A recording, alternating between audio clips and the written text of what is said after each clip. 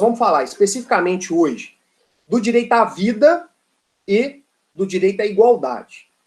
Então, basicamente, na aula de hoje, nós vamos explorar esses dois direitos que são importantes, que são muito importantes, e que têm vários desdobramentos práticos, vários temas polêmicos para a gente poder enfrentar.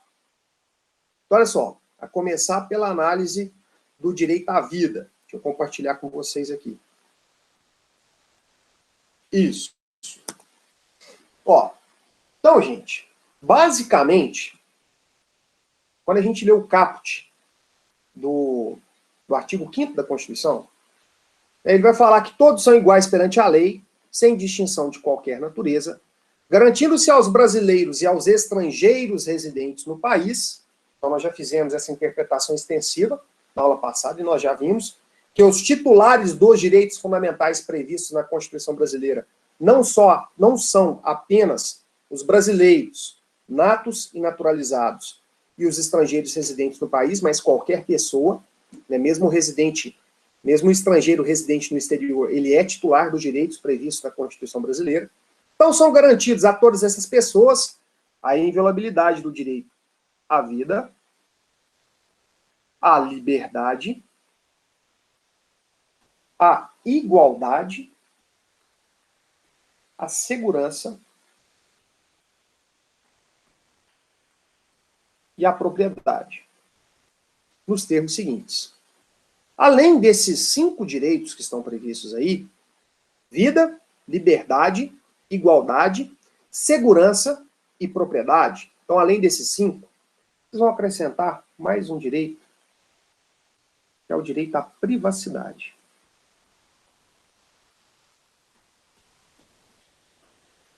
Então, presta atenção no detalhe aqui. Ó. O caput da Constituição Federal, ele menciona expressamente 5 direitos. Vida, liberdade, igualdade, segurança e propriedade. Então, fala, né, que a todos são garantidos a inviolabilidade desses direitos. E além desses 5, a gente acrescenta mais um, que é o direito de privacidade. Então, quando a gente pega esses 6 direitos, vida, liberdade, igualdade, segurança, propriedade e privacidade, 6, eles estão especificados e desdobrados em vários outros nos 78 incisos do artigo 5º. Então, quando a gente lê os 78 incisos do artigo 5º, qualquer que seja o inciso que você for ler, ou ele vai estar falando de direito à vida, ou ele vai estar falando do direito à liberdade. E aí a liberdade, né, eu vou dar um exemplo aqui muito simples. Pode ser liberdade de locomoção, que é o meu direito de ir e vir. Pode ser o meu direito de liberdade de manifestação do pensamento, que eu poder ir para a internet e poder postar o que eu bem entender. É o meu direito de liberdade de crença religiosa, eu poder professar a religião que eu quiser e ter mesmo a liberdade de não professar religião nenhuma, se for da minha vontade. Tá vendo? Então, o direito de liberdade, ele se desdobra em vários outros. Então, a mesma coisa acontece com o direito à igualdade, com o direito à segurança, com o direito à propriedade e o direito à privacidade. E aí, chamar atenção também, para a gente ficar atento, quando a Constituição fala que nós temos o direito à segurança, logo nos vem à mente que eu tenho o direito à segurança pública, né? Mas cuidado. Essa segurança que está prevista aí no caput do artigo 5º da Constituição não é segurança pública. Que segurança que é essa, então? Porque, presta atenção aqui, a segurança pública é um direito de primeira ou de segunda geração? Pensa comigo. Para que o Estado assegure, né, para que o Estado garanta que as pessoas tenham segurança pública, o Estado tem que fazer alguma coisa, e se ele tem que fazer alguma coisa, seria um direito de segunda geração. Ou o Estado pode fazer algo. O Estado, basta ele se abster para poder garantir segurança pública, ou ele tem que fazer alguma coisa para garantir segurança pública? É lógico que o Estado tem que fazer alguma coisa, né? Ele tem que fazer concurso público para contratar policiais, policiais militares, policiais civis, policiais federais. Ele tem que equipar delegacias, comprar viatura. Então, o Estado tem que fazer algo. Se o Estado tem que fazer algo, trata-se, então, de um direito social, um direito de segunda geração.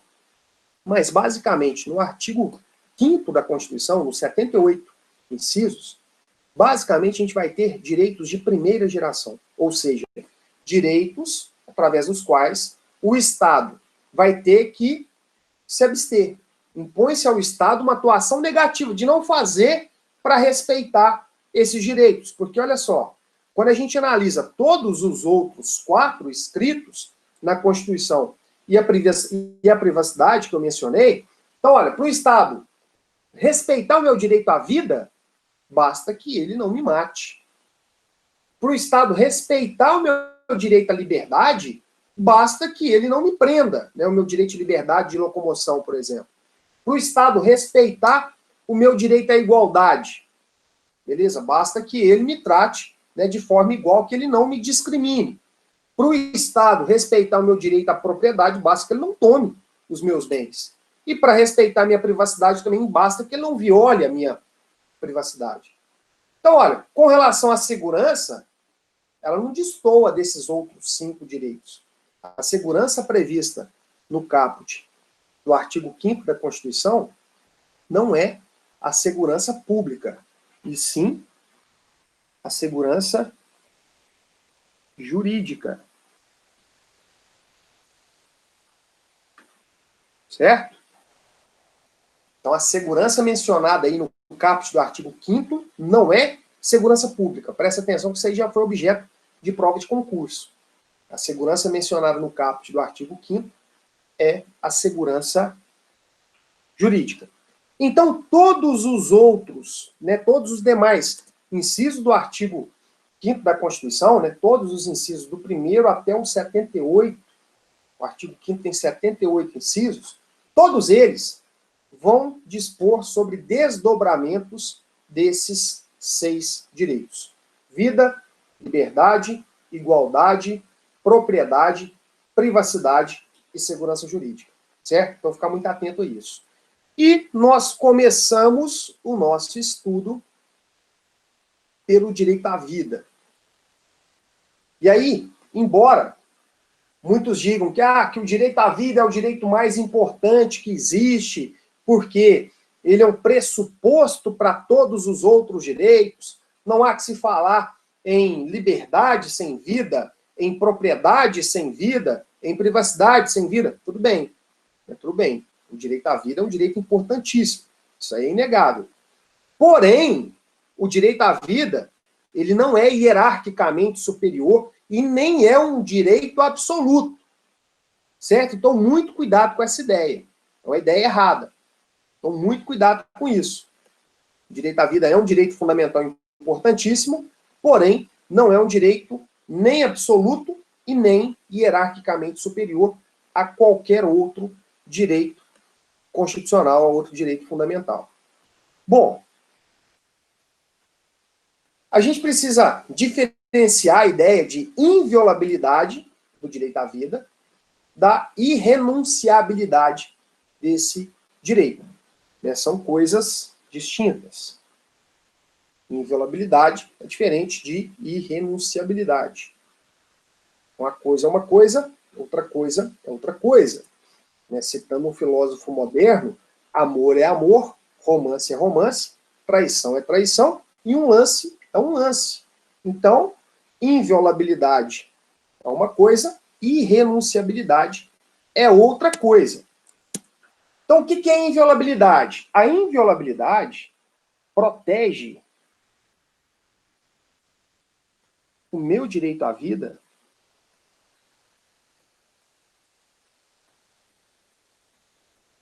contra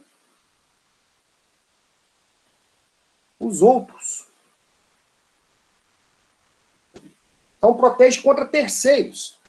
Minha vida é inviolável. É o que está escrito no caput do artigo 5º. A inviolabilidade do direito à vida. Então, as outras pessoas não podem violar a minha vida. Então, a minha vida é inviolável. A inviolabilidade, ela é analisada em relação a terceiras pessoas, em relação aos outros. E a irrenunciabilidade. Protege o direito contra seu próprio titular.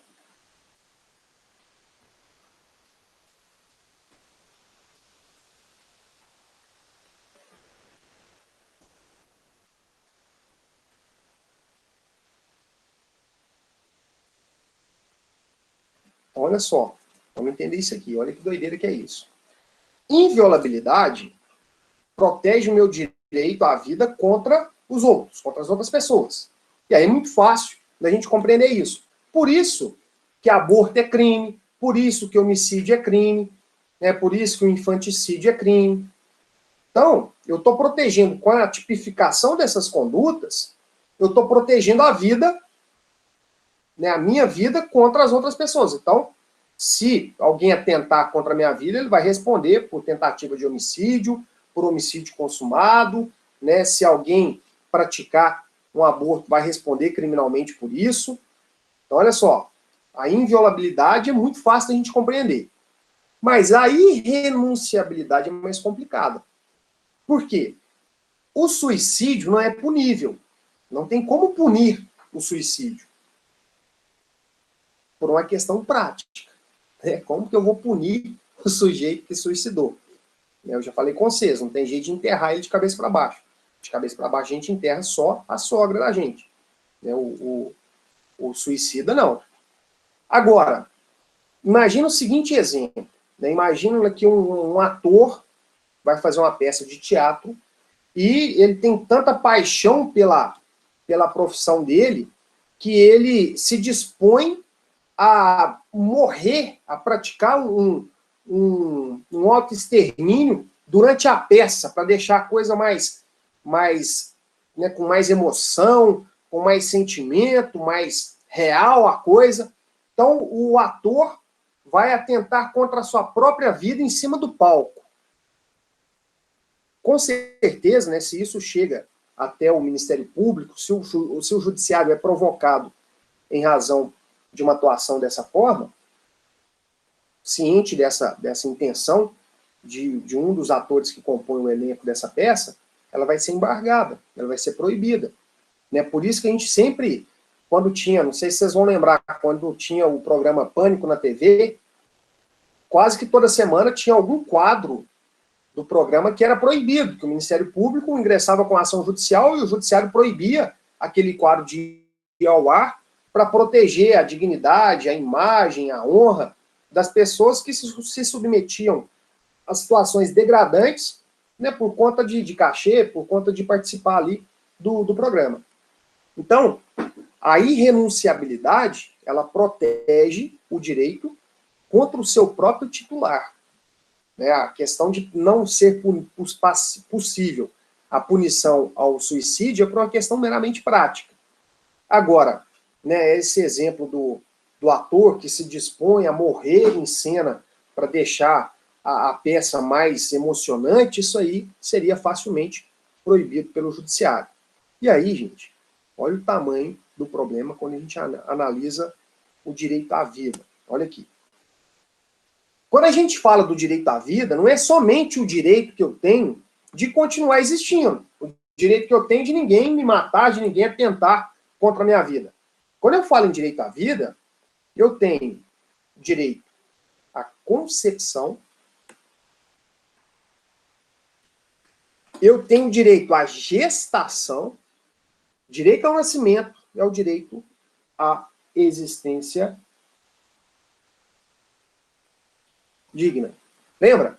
Que a dignidade da pessoa humana é um atributo inerente a todo ser humano, é uma qualidade intrínseca de toda pessoa, portanto, não há que se falar em respeito à vida se não for respeito a uma existência com dignidade, certo? Então, olha o tamanho do problema que a gente tem quando fala sobre o direito à vida.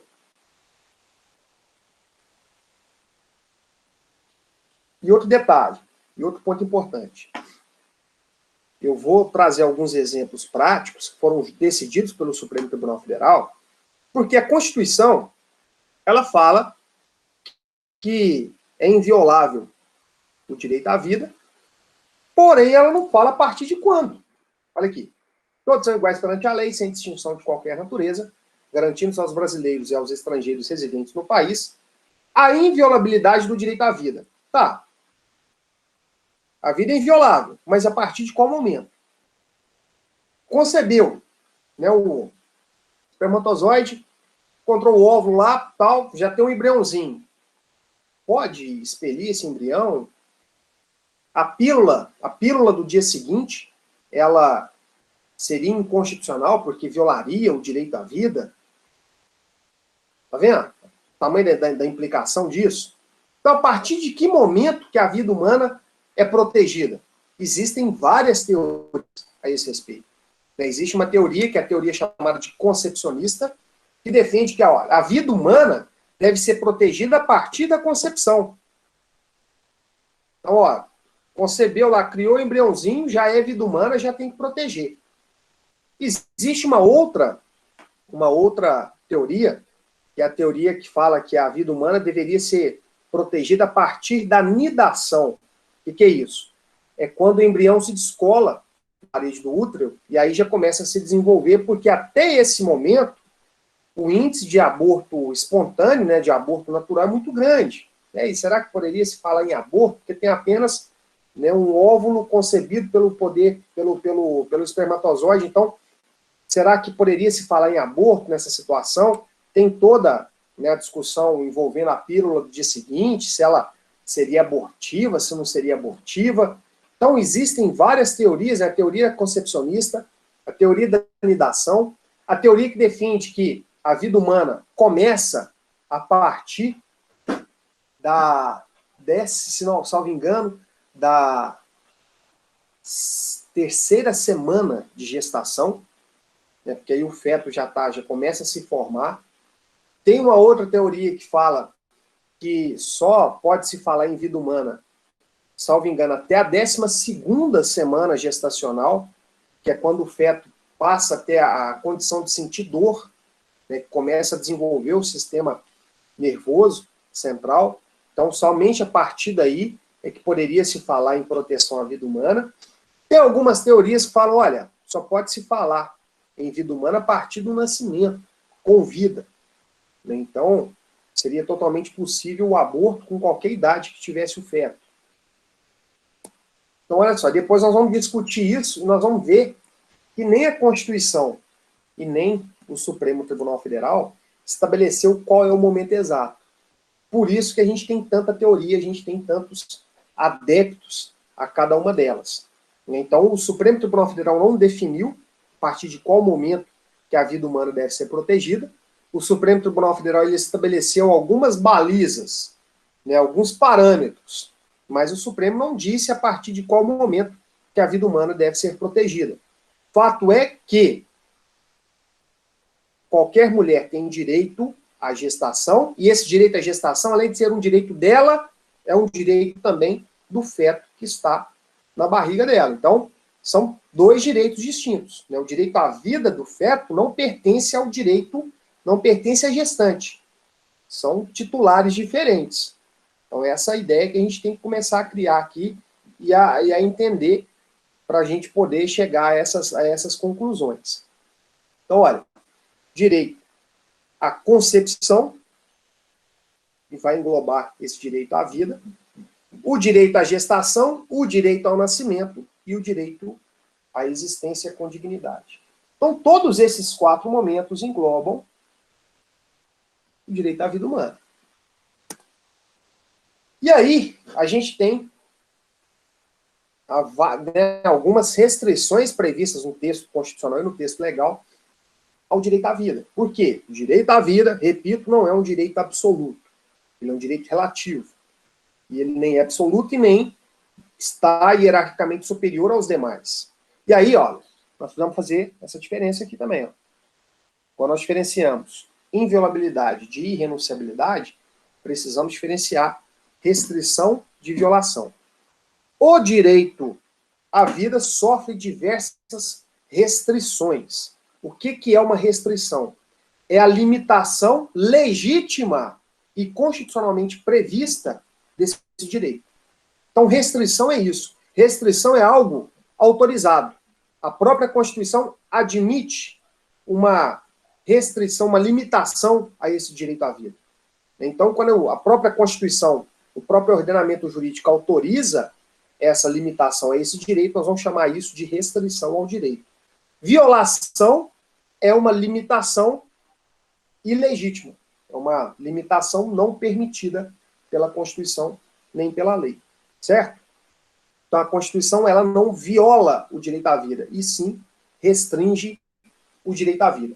Primeira hipótese, primeiro caso de restrição, está aqui no artigo 5º, inciso 47. É o artigo 5º, inciso 47, proíbe pena de morte. Só que existe uma restrição aí, ó, ao direito à vida. Salvo em caso de guerra declarada. Então, se o Brasil declarar guerra a qualquer outro estado estrangeiro, é possível a aplicação de pena de morte no Brasil. Nunca aconteceu, né? A Constituição nossa foi promulgada em 5 de outubro de 88, e de lá para cá nunca aconteceu do Brasil declarar guerra contra qualquer país que seja. Mas se algum dia isso vier a acontecer, pode ser aplicada a pena de morte no Brasil. Sabe como que a pena de morte no Brasil é executada? Cadeira elétrica. Como é que vocês acham aí que é executada a pena de morte no Brasil? Olha aqui, ó. Artigo 56, estou inventando nada, hein? Olha aqui. Artigo 56 do CPM. O que é isso de CPM? Código Penal Militar. A pena de morte é executada no Brasil por fuzilamento. Fuzila o condenado à morte. Aí eu coloquei o artigo 394 do Código Penal Militar, para vocês terem uma ideia de um crime que tem a previsão de pena de morte. Promover ou facilitar a libertação de prisioneiro de guerra sob guarda ou custódia de força nacional ou aliada. Pena. Já viram que os crimes, né, os crimes normais em tempo de paz, os crimes têm a pena de 1 a 4 anos, pena de 4 a 8 anos, pena de 12 a 30 anos. Né, tem uma pena mínima e uma pena máxima, que é uma pena privativa de liberdade, uma pena de prisão. Aqui, nesse caso, ó, em caso de guerra declarada, o Código Penal Militar prevê uma pena, grau máximo, pena de morte. Ó. E qual que é a pena mínima? 15 anos de reclusão. Tá vendo? Então ela vai de 15 anos de reclusão até a pena de morte. Se o sujeito for condenado à pena máxima pela prática desse crime, ele vai ser executado por fuzilamento. Mas eu lembro que somente na hipótese de guerra declarada. Muito cuidado. Eu já vi questão, concurso, tentar derrubar o candidato com a pena de caráter perpétuo, com a pena de prisão perpétua. A pena de morte no Brasil, ela é possível de ser aplicada caso esteja em tempo de guerra, caso tenha sido declarada guerra. A pena de prisão perpétua não é possível em hipótese alguma, de jeito nenhum.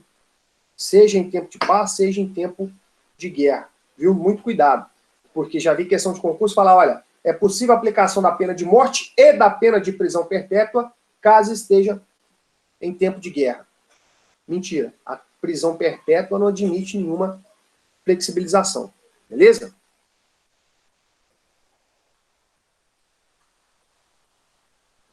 Lívia, não. Nunca foi aplicada, porque a Constituição é de 88, né, e aí de 88 para cá, o Brasil nunca declarou guerra contra nenhum Estado estrangeiro, então só é possível essa aplicação dessa pena de morte se o Brasil declarar guerra, né, se chegar a esse ponto, né, máximo de declarar guerra contra algum país estrangeiro. Então, se acontecer isso, é possível, né, que seja aplicada a pena de morte. Mas como de 88 para cá nunca aconteceu, então nunca se executou a pena de morte aqui no Brasil. Beleza? Bom, então a gente tem a primeira restrição constitucionalmente prevista ao direito à vida. Né? É possível, em tempo de guerra declarada, a aplicação de pena de morte. Agora, além disso, além dessa restrição constitucionalmente prevista, nós temos uma outra, muito polêmica também, tem até uma reportagem recente, que eu vou passar um trechinho para vocês, que é o aborto. O aborto também é uma restrição ao direito à vida. Bom, vamos, né, analisar juridicamente o aborto no Brasil. O aborto no Brasil, via de regra, ele é proibido. Então, o aborto no Brasil ele é crime. Não é permitido o aborto no Brasil. Certo? Então, via de regra, é crime. Via de regra, não é restrição, é violação. Mas, a gente tem que ficar atento ao artigo 128 do Código Penal. Então, vamos lá. O 124, ó, crime de aborto. O CP ali é Código Penal. Provocar aborto em si mesma ou consentir que outrem lhe o provoque. Qual que é a pena? Pena de detenção de 1 a 3 anos. Aborto provocado por terceiro. Né? Qual que é a diferença do 124 para o 125? No 124, a gestante provocou em si mesma o aborto ou autorizou que outra pessoa praticasse o aborto.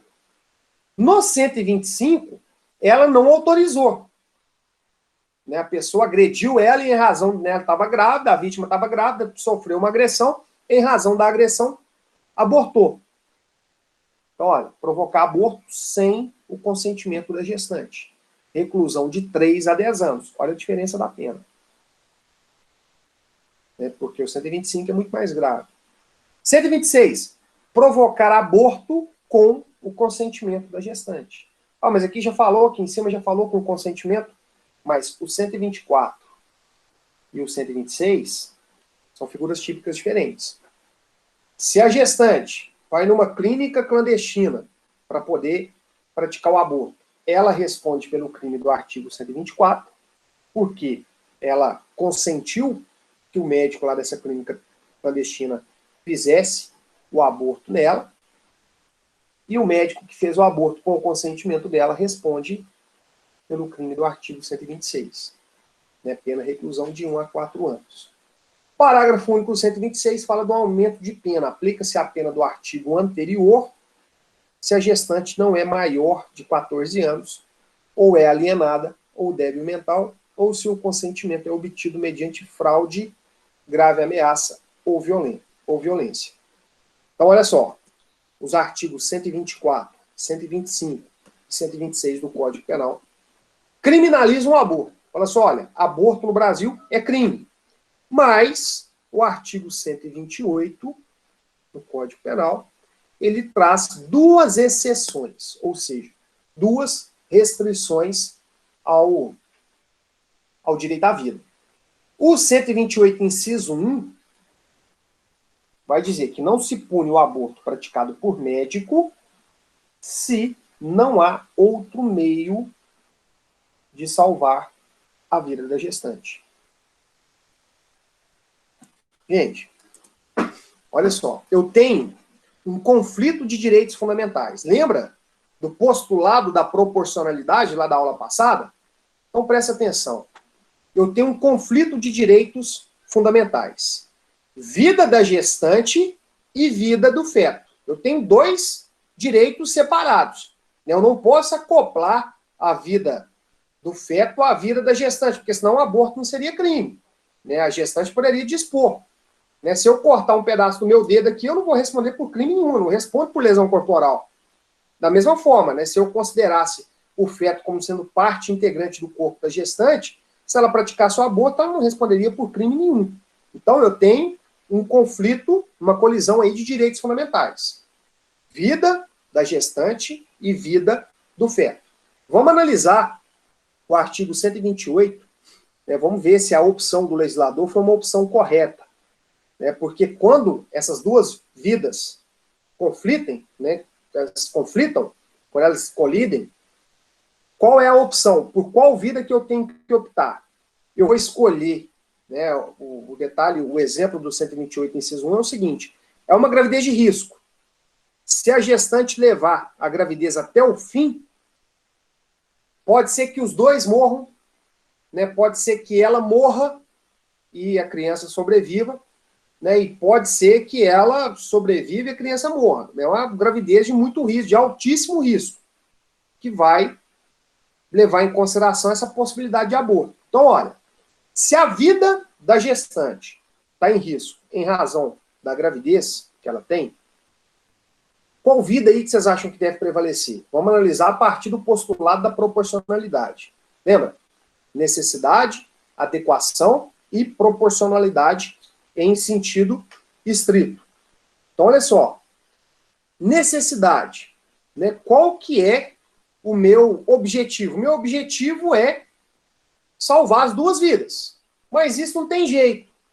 E a minha intenção de salvar as duas vidas pode terminar por matar as duas vidas. Então já tem uma complicação aí. Agora outro detalhe.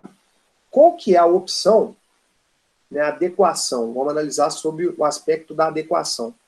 Qual que é a opção que vai gerar menos dano? Lembra lá do exemplo da barata? Eu tinha a bazuca, o chinelo, o inseticida para poder matar a barata. Qual a opção que eu vou, qual direito que eu vou optar e vou causar menos dano? Imagina o seguinte, imagina que essa gestante, ela tenha outros 3 filhos. Ela estava grávida do 4º filho. Então ela tem outros 3 filhos. Ela tem pai e mãe vivos, ela tem marido, ela tem uma família, ela tem lá as suas atividades, ela já tem uma vida plena. Ela tem patrimônio, ela tem uma profissão consolidada. E aí será que é razoável, será que é proporcional eu sacrificar a vida dela para salvar a vida do feto? Tá vendo? Então, nesse conflito, é mais do que proporcional eu sacrificar a vida do feto para poder salvar a vida dela. Por quê? Porque se essa gravidez for levada a cabo, os dois podem morrer. Né? E se tem jeito só de um sobreviver, nesse conflito é proporcional, é razoável que eu opte pela vida da gestante, porque essa gestante tem outros 3 filhos. Essa gestante já tem uma vida consolidada lá fora. O feto ele tem uma expectativa de vida. Então, nesse conflito entre a vida do feto e a vida da gestante, é razoável a opção do legislador pela vida da gestante. Né? Então, se ela tiver esse diagnóstico, gente, e outra coisa importante que eu quero adiantar aqui. Se a gestante, por uma convicção religiosa, se ela não quiser fazer o aborto, é algo que a gente não pode confundir aqui. O artigo 128, nessas duas hipóteses, ele autoriza, ele permite. A legislação olha para a gestante e fala assim, ó, gestante, se você quiser, você pode praticar o aborto. O Código Penal não obriga ninguém a abortar. Se a gestante fala assim, olha, eu tive um diagnóstico de uma gravidez de altíssimo risco, eu tenho 3 filhos, tenho marido, tenho pai, tenho mãe, tenho uma profissão, tenho o mundo todo lá fora, tenho uma vida plena, mas por uma convicção religiosa, eu não admito me submeter a um aborto. Ok, é escolha dela. Escolha dela. Né? A legislação não está obrigando ela a praticar um aborto. É isso que nós não podemos confundir. Né? A legislação ali, nesse caso, teve um diagnóstico de gravidez de altíssimo risco, vai ser obrigada a abortar. Não, não tem nada disso. Se ela tem esse diagnóstico de altíssimo risco, de uma gravidez de altíssimo risco, ela tem a opção, ela pode abortar se ela quiser. Agora, se por qualquer outro motivo ela não quiser abortar, não tem problema nenhum, ela vai assumir o risco e vai levar a gravidez até o final. Certo? Então, essa primeira situação é chamada de aborto necessário. Né? Qual que é o aborto necessário? Se não há outro meio de salvar a vida da gestante. Então, nessa colisão entre vida do feto e vida da gestante, o legislador optou por salvar a vida da gestante, que eu acho bem razoável. O segundo aborto permitido é o aborto no caso de gravidez resultante de estupro. Se a gravidez resulta de estupro e o aborto é precedido de consentimento da gestante, ou quando a gestante é incapaz de seu representante legal. De novo, aí vem o caso da criança de 10 anos que foi estuprada pelo tio e aí optou por realizar o aborto. E gerou uma discussão Brasil afora de que, olha, não deve praticar o aborto, deve praticar o aborto. A questão é o seguinte, ninguém, nessas duas situações, está obrigado a praticar o aborto. Não existe aborto obrigatório no Brasil. Existe o quê? Via de regra, uma punição, o aborto é proibido, mas existem duas exceções previstas no artigo 128 do Código Penal. Primeira exceção, se a gestante tem um diagnóstico de gravidez de altíssimo risco, então ela pode, ela não deve, não está obrigada, ela pode, se quiser, se submeter ao aborto. E, se essa gestante, se essa gravidez foi proveniente de um estupro, se ela quiser, ela pode se submeter ao aborto. A legislação não vai puni-la criminalmente. Ela vai falar assim, olha, é uma escolha sua. Ah, mas a gestante é menor de 18 anos. Ela não é plenamente capaz. Então, o representante legal, se ela for relativamente incapaz, menor de 18, maior de 16, a decisão tem que ser tomada em conjunto, né, porque ela é relativamente incapaz. Então, a vontade dela já tem repercussão jurídica. Então, ela, juntamente com seus representantes legais, vão chegar num consenso, numa decisão. Se ela for absolutamente incapaz, menor de 14 anos, então o representante legal vai decidir por ela.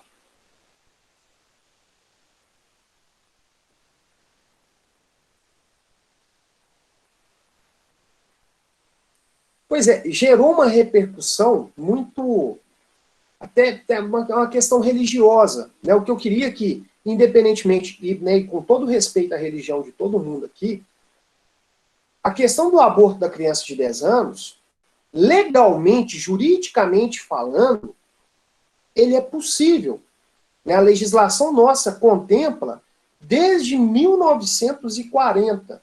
Então, desde 1940, o artigo 128 do Código Penal está lá, com esses dois incisos, e fala, olha, se a gestante foi estuprada, se essa gravidez foi oriunda de um estupro, ela tem a opção, ela não está obrigada a abortar, ela tem a opção, ela tem a escolha. Né? Então, esse momento de que, olha, é um absurdo ela abortar, ou ela deveria abortar, não, a questão é o seguinte, olha, ela tem a opção, a família, né, porque ela tem só 10 anos, é absolutamente incapaz. Então, a família tem o direito de decidir. Quer levar a cabo essa gravidez e colocar em risco essa criança e gerar, né, da origem a uma nova vida que veio proveniente de um estupro praticado pelo tio, etc. Quer, por convicção religiosa, por convicção ideológica, quer. Ok, tem todo o direito também. Ah, não quer. A legislação ampara. Kelson, perfeito, o raciocínio perfeito. Nunca vai existir nenhuma situação em que o aborto será obrigatório. Jamais. A legislação não prevê nenhuma hipótese de aborto obrigatório. A legislação prevê duas, e o Supremo Tribunal Federal criou a hipótese de aborto em que a gestante escolhe, a gestante opta.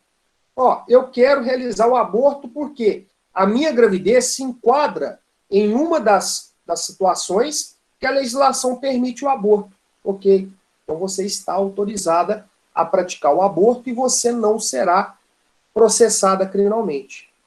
Agora, afora qualquer situação prevista na lei, a gestante, se praticar o aborto, vai responder criminalmente. Certo? Então, o detalhe é esse.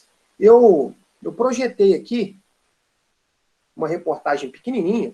Eu achei muito pertinente a fala do presidente da OAB do Espírito Santo, porque ela teve uma autorização judicial no Espírito Santo para poder se submeter ao aborto, e os médicos do complexo do hospital onde ela deveria se internar para ser submetida ao aborto, se recusaram a realizar o aborto, porque me parece que a gravidez dela estava com mais de 22 semanas. Aí tem uma recomendação, uma normativa do Conselho Federal de Medicina, determinando que só é possível realizar, ou só seria viável, só seria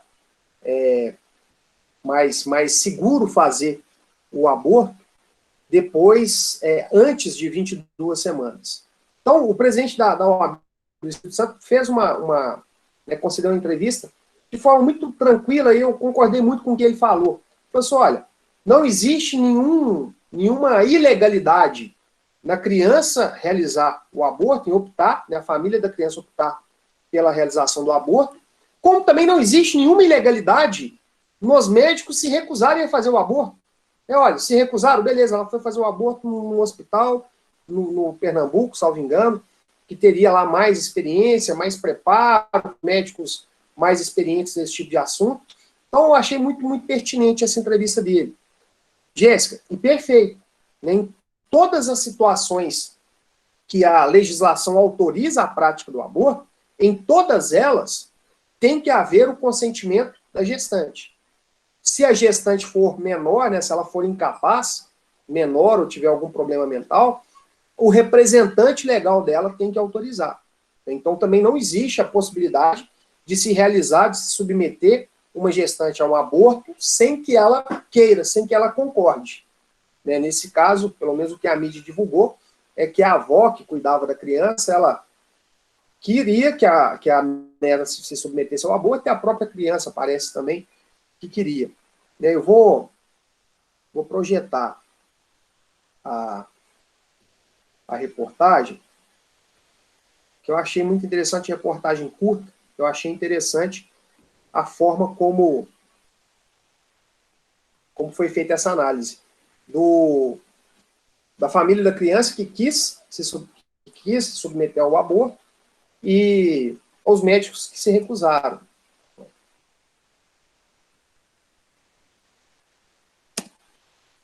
A menina de 10 anos que engravidou depois de ter estudado foi levada hoje do Espírito Santo para outro estado.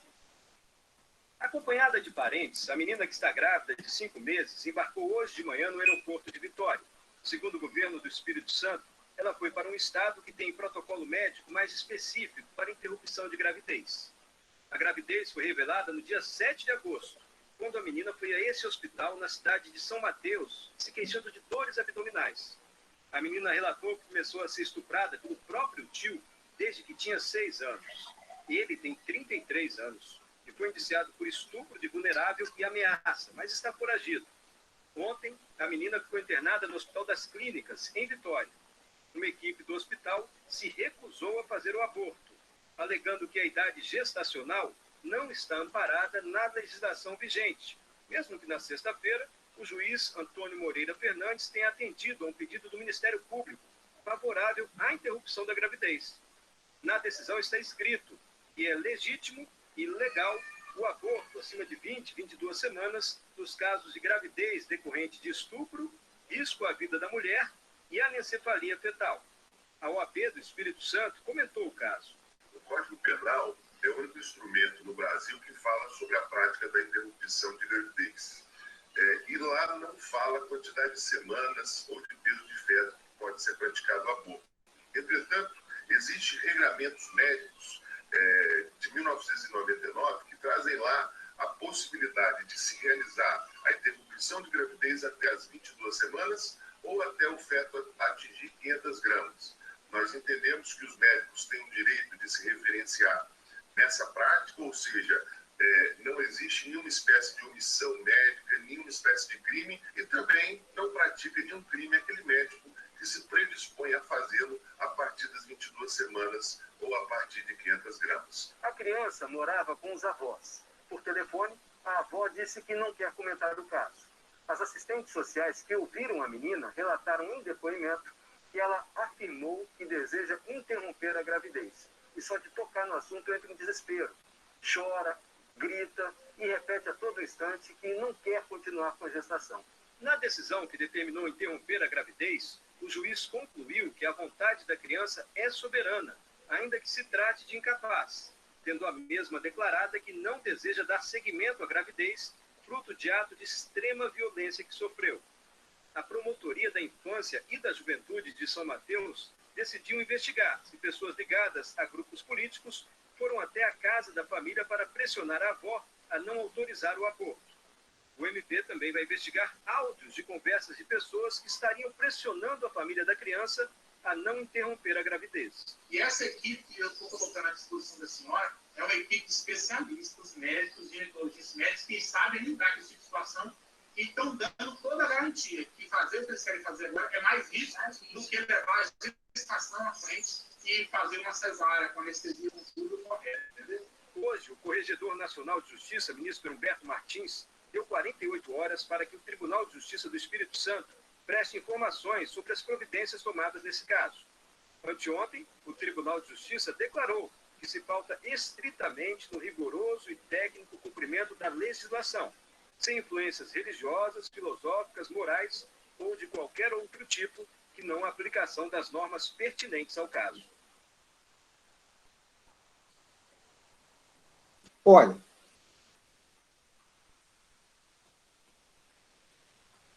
Jéssica, até interessante essa pergunta pelo seguinte.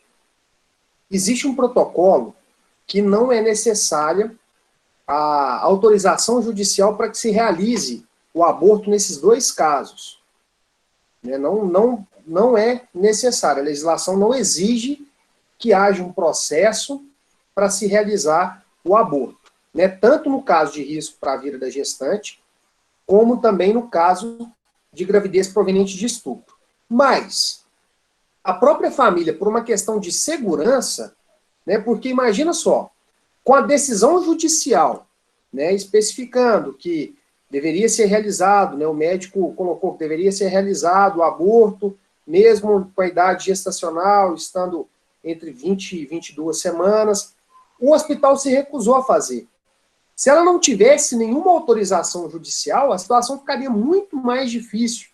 E o outro hospital em Pernambuco se colocou à disposição para fazer, até mesmo com base na questão da decisão judicial. Eu tenho um amparo aqui, uma decisão judicial. Então, existe um protocolo de que fala que é dispensável essa autorização, mas a autorização dá muito mais segurança jurídica, a gente entra no outro direito fundamental, dá muito mais segurança jurídica à família da gestante, na família da criança, até a própria gestante que quer se submeter ao aborto. Então, não é indispensável essa autorização judicial, mas é muito difícil o hospital se prontificar a realizar o aborto sem um amparo judicial. Então, isso vai dar mais segurança para a equipe médica, para o próprio hospital, para poder realizar o aborto. Eu tive a oportunidade de trabalhar, eu era estagiário ainda, eu tive a oportunidade de trabalhar em 2 procedimentos criminais em que se requereu a autorização judicial para a prática de aborto porque a gravidez era proveniente de estupro.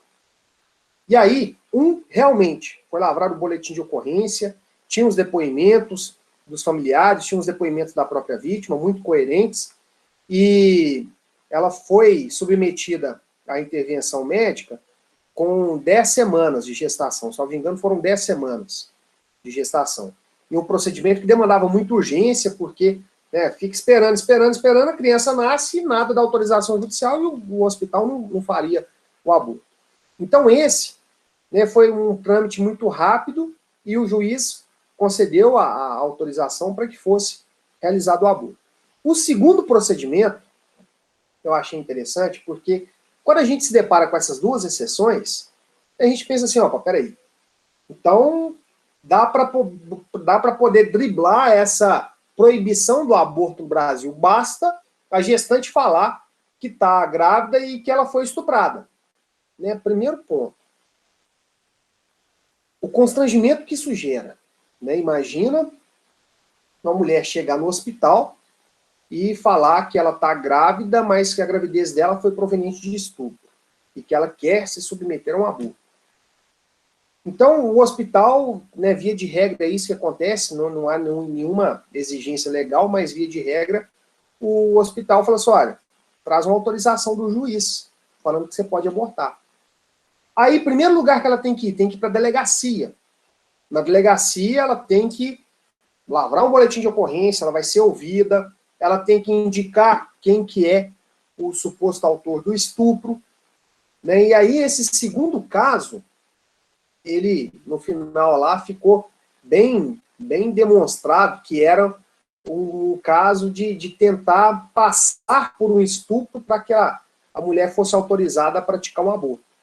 E aí, no segundo caso, não foi autorizado, né, precisavam de alguns elementos, alguns esclarecimentos, a história foi muito mal contada, aí pediu que voltasse para a delegacia para colher depoimento de mais pessoas, etc.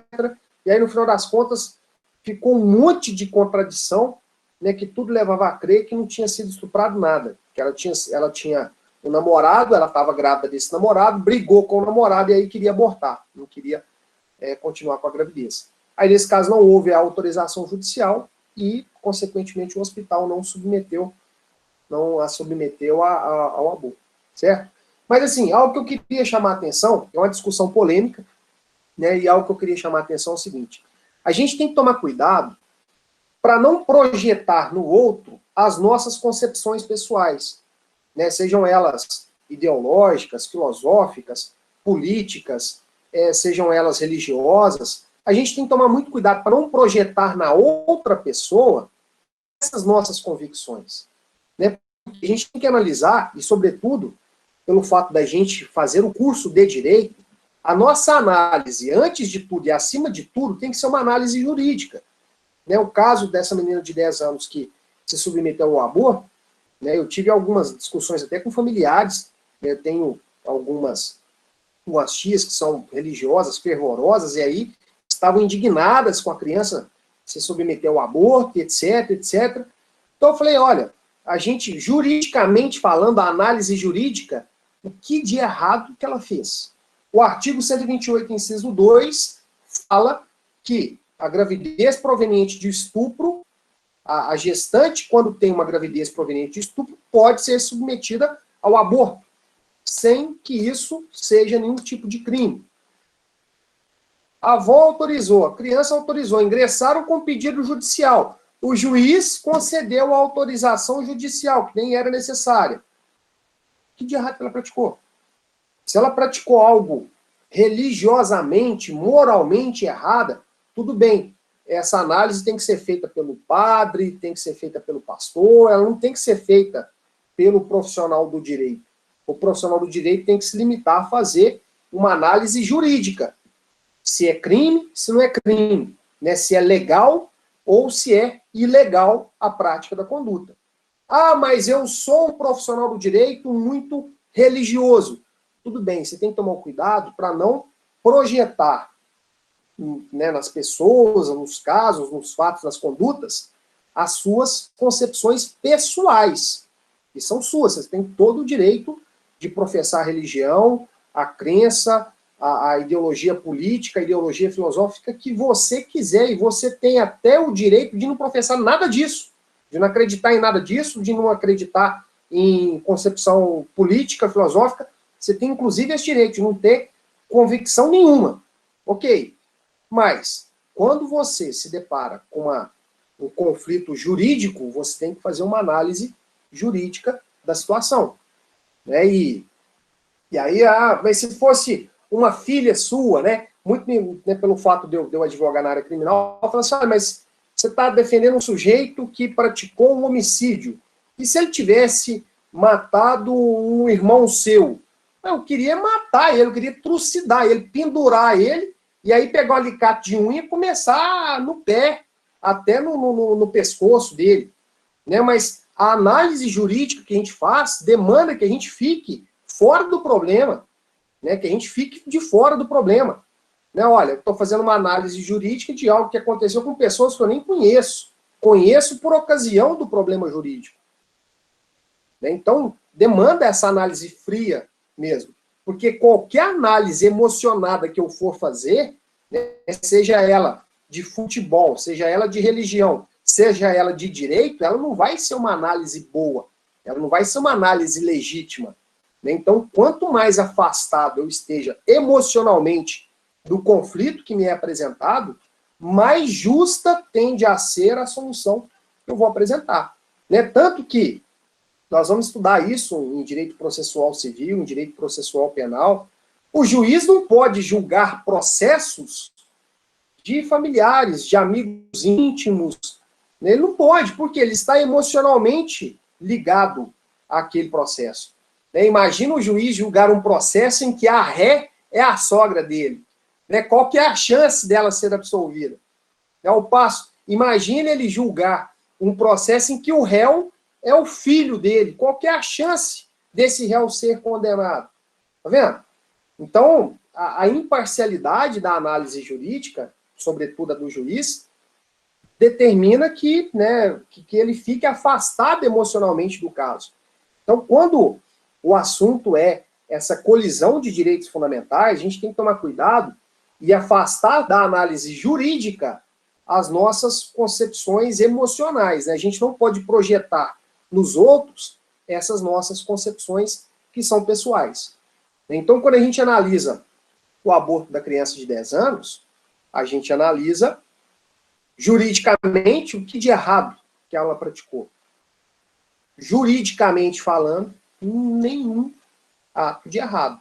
Eu não tenho a figura do aborto, porque quando se discute isso, muito passa uma ideia de falar assim, a menina ela foi estuprada, engravidou, e ela não teve nem opção de escolher em ter a criança, né? Ela poderia ter escolhido. Não, o detalhe não é esse, não é que ela foi obrigada a praticar o aborto. Ela optou em praticar o aborto, como poderia ter optado também em levar essa gestação até o final e ter a criança. Ok? Vamos... Depois eu comento esse tópico aqui, vamos comentar sobre esse tópico. Deixa eu só adiantar um pouquinho o assunto, a gente faz um intervalo e na volta a gente comenta aqui sobre o aborto de feto anencéfalo. Outra situação também que fica muito clara essa possibilidade que a lei oferece à gestante, não essa obrigatoriedade do aborto. Foi uma decisão proferida pelo Supremo, e aí, na volta, a gente analisa essa terceira hipótese que a legislação, que o ordenamento autoriza a gestante ao aborto. Beleza? Vamos fazer uma pausazinha aqui, e aí a gente volta às 21h, ok? Então, na hora que a gente voltar, a gente faz essa análise da DPF 54.